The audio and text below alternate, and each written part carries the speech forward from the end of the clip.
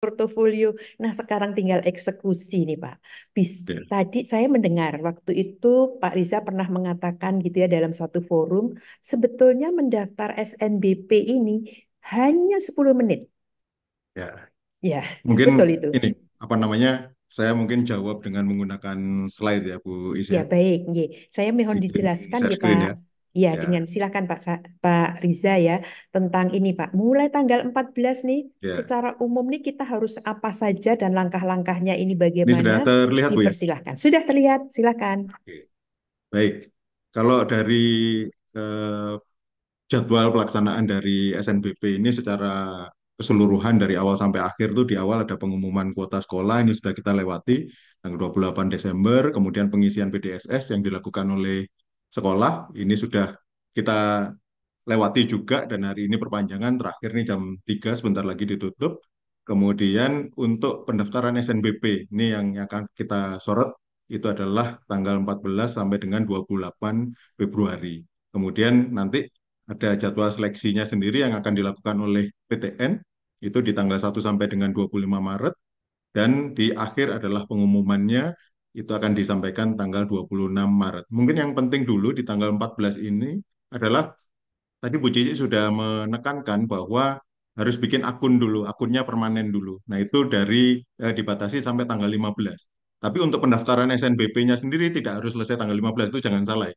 Karena nanti Jangan salah diserbu gitu paham, ya. terus diserbu semua tanggal 14, 15 harus beres. Bukan. Yang Oke, sampai oke. tanggal 15 itu adalah pembuatan akun ya, sampai permanen ya.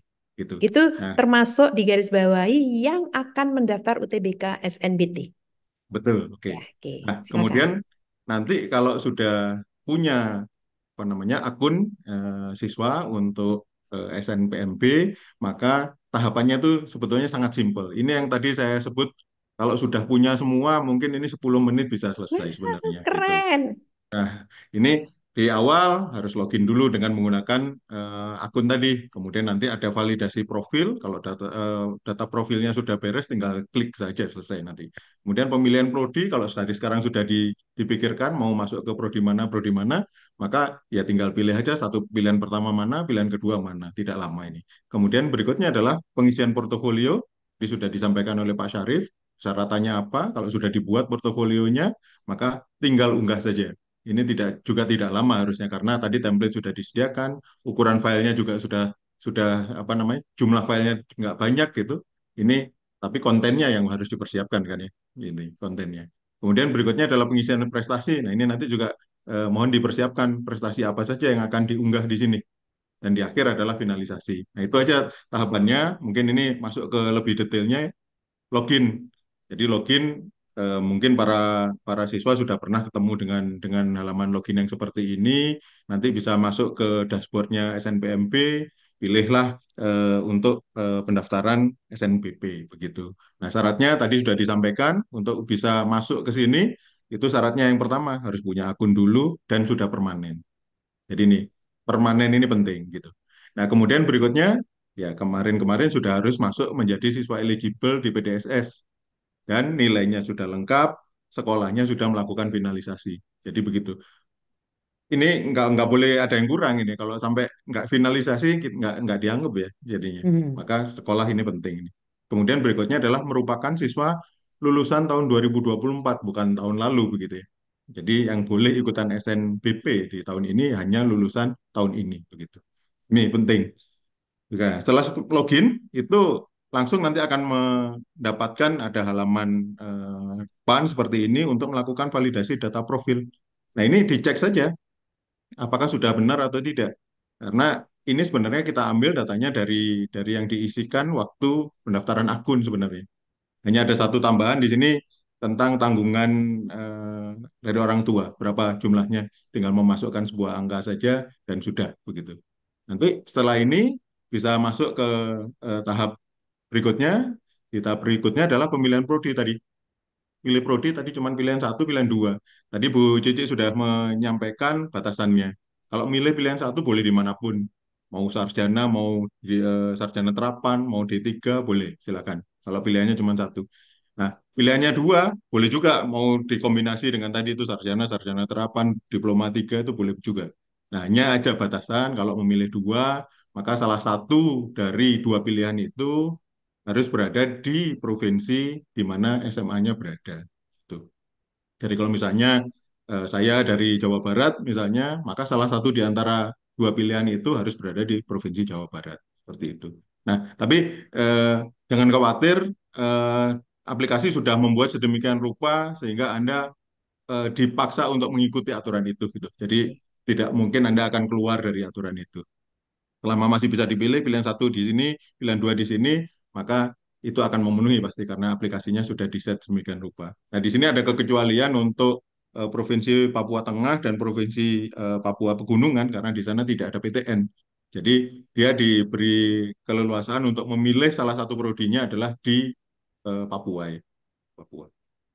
Kemudian kalau sudah, akhirnya Anda akan sudah misalnya seperti ini, ininya pilihannya, kemudian tinggal masukkan saja bahwa ini sudah oke disimpan begitu. Itu tahap yang berikutnya, ini cepat, nggak akan lama untuk melakukan ini, asal pilihannya sudah dari awal sudah ditentukan, sudah pasti gitu ya. Kalau masih mikir-mikir, nah itu lama mikirnya itu. Oke, nah berikutnya pengisian portofolio. Nah ini yang disampaikan oleh Pak Syarif tadi. Jadi di sini nanti tergantung dari pilihan yang tadi disebutkan, itu sistem sudah mengecek apa persyaratan dari prodi tersebut. Kalau dia memang mensyaratkan tadi portofolio olahraga, maka ya di sini akan langsung muncul portofolio olahraga yang harus diunggah begitu. Kalau tadi apa seni, ya akan disesuaikan seni musik atau seni yang lain. Seperti itu. Nanti ini akan menyesuaikan dan jumlah file yang harus diunggah juga akan sesuai dengan persyaratan yang tadi disebutkan oleh Pak Syarif gitu. Tinggal upload saja di sini. Tuh, tahap berikutnya. Kemudian eh, prestasi, pengisian prestasi yang harus dipilih di sini, prestasi itu hanya tiga sebenarnya. Jadi kalau kebetulan siswa ini punya prestasinya segudang begitu, harus dipilih tiga yang terbaik lah begitu, yang kira-kira bisa merepresentasikan apa prestasi Anda sesungguhnya begitu ya. Sehingga nanti kalau itu prestasinya akan dikirimkan ke PTN, maka PTN akan bisa melihat oh ini memang Anda potensial untuk masuk sebagai mahasiswa di sana seperti itu. Jadi silakan dipilih tiga yang terbaik. Nah, kemudian di sini dibatasi bahwa prestasinya itu minimal adalah di level kabupaten kota ya. Jadi tidak boleh prestasi yang lebih rendah di tingkat kecamatan misalnya atau di tingkat kelurahan atau di tingkat sekolah itu tidak boleh dimasukkan ke sini. Jadi tidak perlu juga kalau misalnya Anda tidak punya prestasi yang di level kabupaten kota ke atas. Artinya mungkin di tingkat provinsi atau nasional atau internasional seperti itu. Silakan. Nah, di sini juga ada persyaratannya bahwa yang boleh diunggah itu adalah boleh PDF, boleh PNG atau JPG, dan maksimal ukurannya adalah 100 MB. Jadi ini anu lah, sudah sangat besar yang bisa dimasukkan ke sini untuk mengupload prestasi. Nah, di sini silakan nanti disebutkan deskripsi prestasinya. Kalau bikin deskripsi yang baik ya, misalnya ini adalah juara satu lomba menyanyi apa begitu tingkat nasional misalnya yang diselenggarakan oleh ini, nah begitu. Jadi di sini semuanya ada guideline-nya, tahunnya tahun berapa, tingkatnya tingkat apa, kemudian di sini eh, apa individu atau kelompok begitu ini disebutkan di sini supaya nanti perguruan tinggi kalau melakukan seleksi ini sudah mudah mengklasifikasikannya seperti itu.